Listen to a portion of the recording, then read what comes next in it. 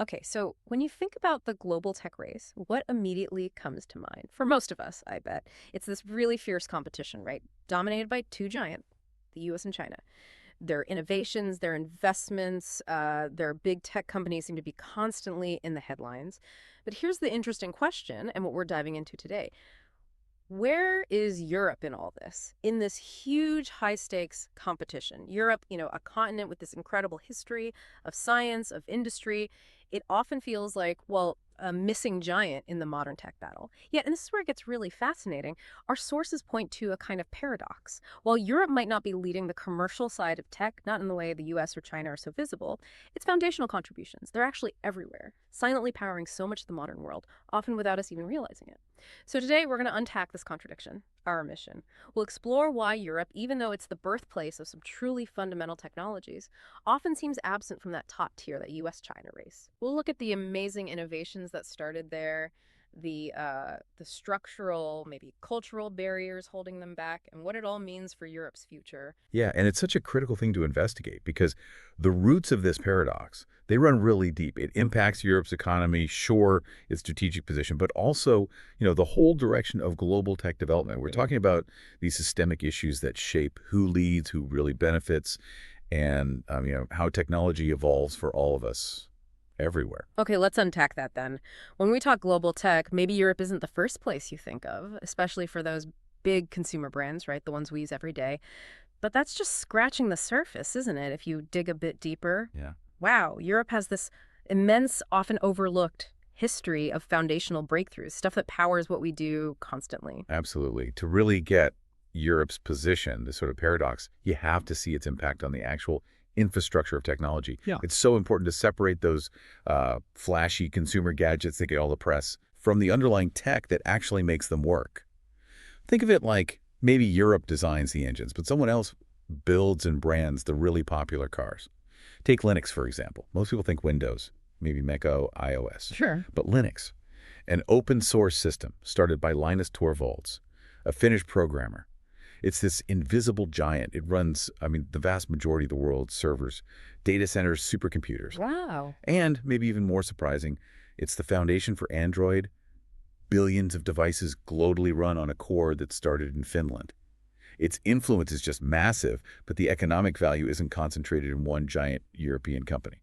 That's huge. I mean, that feels really counterintuitive to the headlines. So my phone, the cloud servers running the internet, a Finnish programmer behind so much of that. Yeah. Yet we don't typically group Europe with the US as a tech leader. Are there other examples like that? Oh, definitely. This European origin story goes way beyond software. Yeah. Look at ARM processor architecture.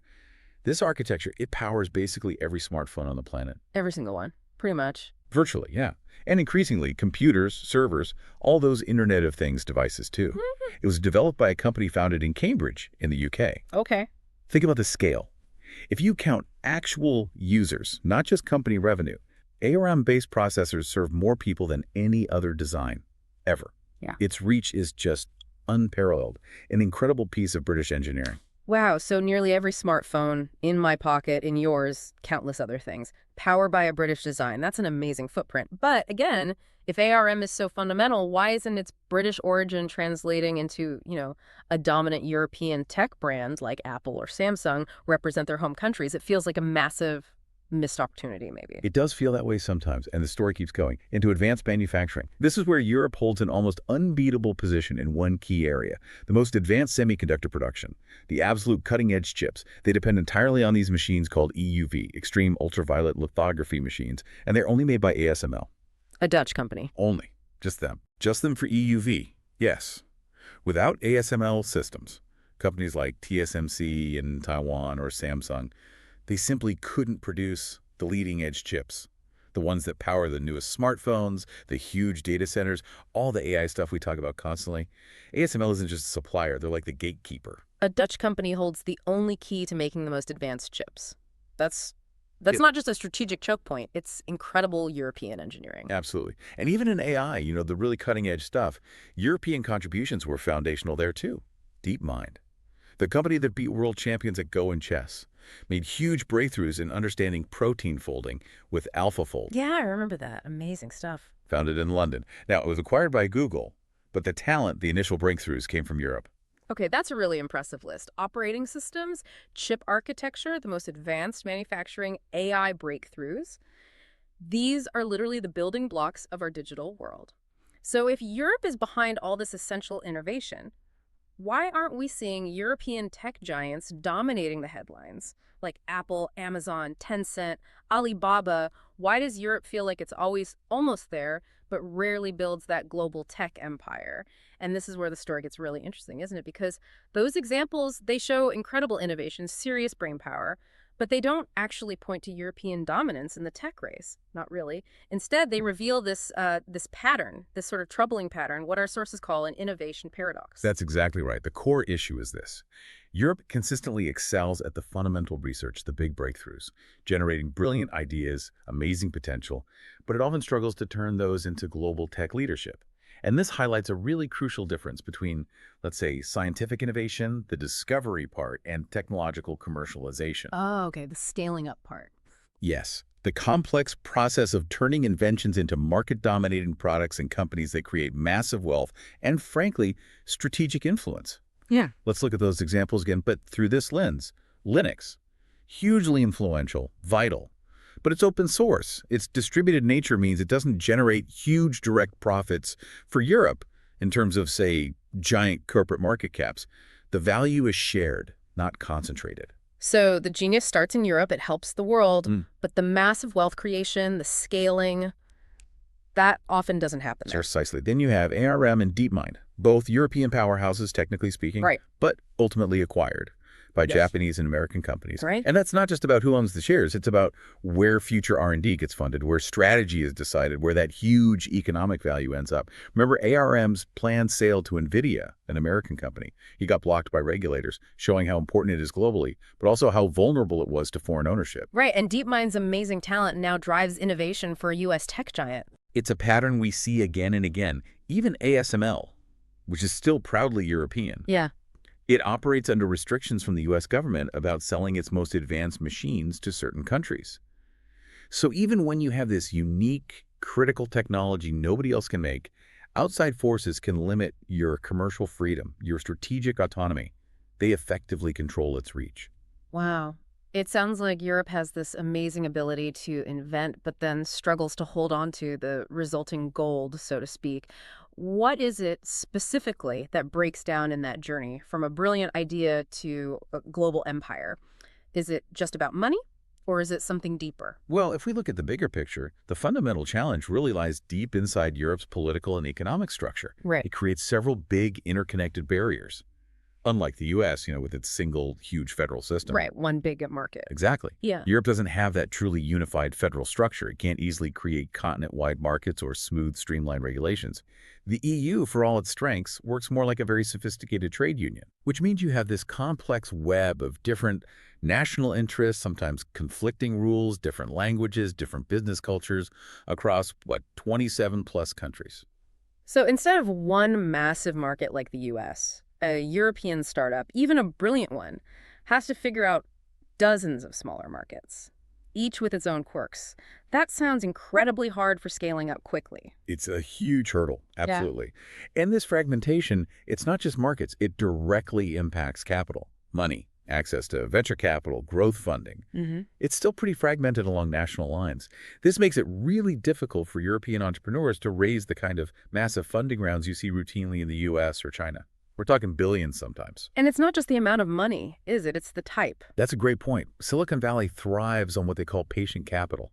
Investors willing to back really bold, long-term, high-risk ideas that might take years to pay off or might even fail spectacularly. That kind of risk appetite. Yeah. It's just less common across Europe's generally more conservative, more nationally focused investment scene.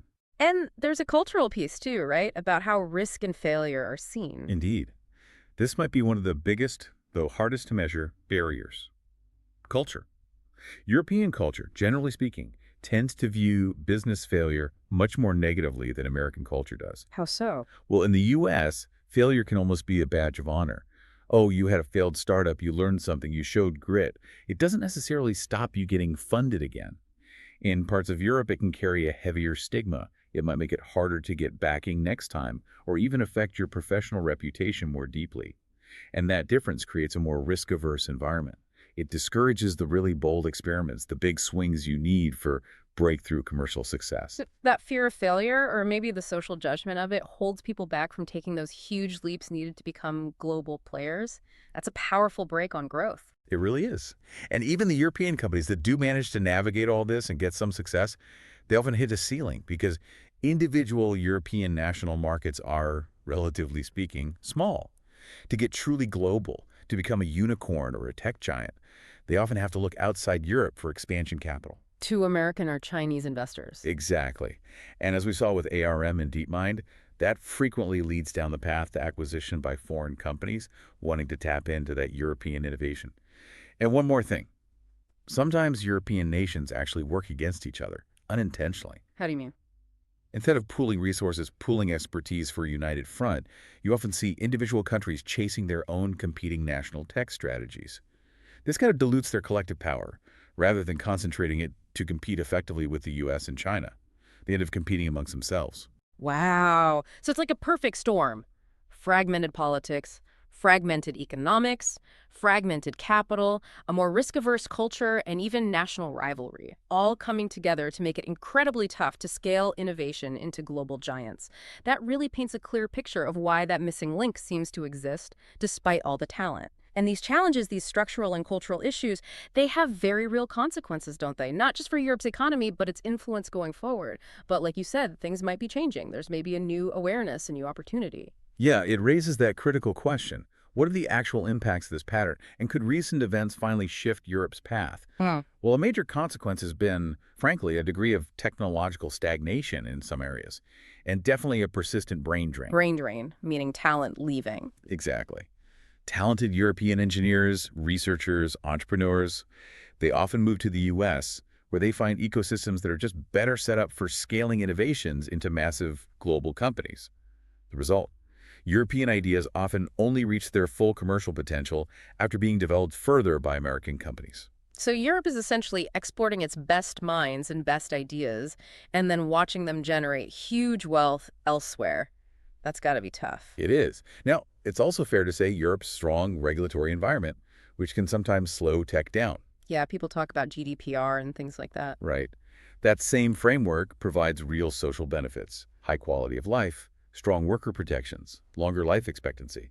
It reflects a distinct European choice, really. A value system trying to balance market forces with social well-being. It's just a different calculation than you see in the US or China. That's a really important nuance. It's not just inefficiency. It's partly about prioritizing different societal goals, which has upsides but maybe downsides for pure tech speed. Precisely. It's a trade-off. However, there is a big shift happening in awareness right now. Recent geopolitical events, the war in Ukraine, the escalating US-China tech fight, have really forced European leaders to face the risks of being technologically dependent. A wake-up call. A huge wake-up call. There's this stark realization that even long-standing allies might not always put Europe's interests first, and that relying on foreign tech for critical infrastructure is a major security and economic vulnerability. They're talking much more about strategic autonomy. So the global situation is pushing Europe to reassess, to look harder at self-reliance in tech. Definitely. And this isn't just talk. It's starting to drive real policy changes. Governments across Europe are investing heavily now in things like domestic data centers, advanced defense tech. They're looking at simplifying regulations to make Europe more attractive for tech investment, trying to reverse that brain drain. So trying to build a more competitive environment. Yes. And this leads us to what could be a really game-changing opportunity: artificial intelligence. AI development relies heavily on strong basic research, which Europe has. It also needs regulatory frameworks that balance innovation with ethics, something Europe is already thinking hard about. And it needs diverse data. Europe potentially has advantages in all these areas. So AI needing deep research and maybe more thoughtful regulation, that could play to Europe's strengths, a chance to maybe leapfrog some of those old barriers. It absolutely could be. The huge question for Europe now is, can it seize this moment, this technological shift? Can it finally build those integrated entrepreneurial ecosystems, those robust capital markets, to turn its ongoing innovation into real global leadership in AI and beyond? Yeah. Success won't just be about policy tweaks. It'll need those deeper cultural shifts too, embracing risk, thinking bigger scale while somehow holding on to the social cohesion and quality of life that really define European society. Have a massive balancing act. But if they can strike that balance, could Europe genuinely emerge as a third force in global tech, offering a different model from the US or China. That would be a really fascinating twist, maybe a more balanced future for technology globally. Okay, so we've taken a real deep dive into Europe's complex tech story today. We've uncovered these incredible, often hidden foundational contributions: Linux, ARM, ASML, DeepMind. Amazing stuff. We've explored that core innovation paradox, great at breakthroughs, struggles with commercial scale up, and we looked at the barriers, fragmentation, capital issues, culture, risk aversion. But crucially, we also talked about this shifting awareness driven by geopolitics leading to new policies and this huge opportunity presented by AI. Yeah, the tech race between the US and China, that's likely to keep heating up. It'll shape so much of this century. But Europe just being absent from that top tier, that's not inevitable. With the right mix of structural change, maybe cultural evolution too, Europe really could emerge as a powerful third player, one that offers a different way balancing innovation with, social responsibility. So the question, really, for you listening is, can Europe truly embrace this new, maybe more agile, more unified approach while keeping those values that make its societies unique? Or will it remain the missing giant in the global tech race? A really important question to ponder. Thank you for joining us on this deep dive into Europe's fascinating place in the tech world. We hope you've gained some fresh perspectives on this vital, though often overlooked, part of the global picture, and that you'll keep thinking about Europe's potential path forward.